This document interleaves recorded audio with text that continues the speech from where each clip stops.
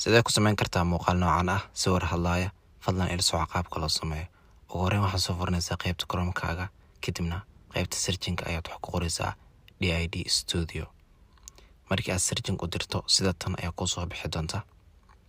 kadibna waxaad ku dhufanaysaa qaybta sare ee wareega si aad shaashada taleefankaaga u yareyso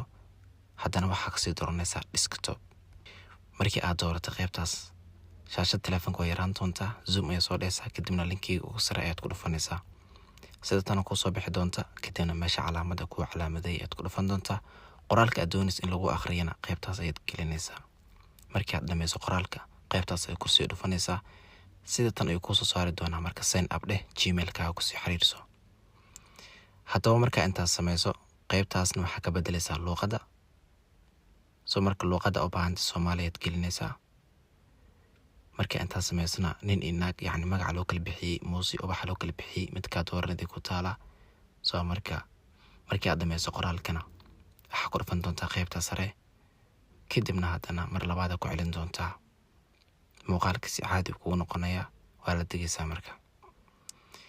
haddii aadan weli fahmin fadlan ila soco muuqaalka labaad ayaad fahmi doontaa si ila tahay kulli maadaama kan ku adkaatay marka ila socdo insha Allah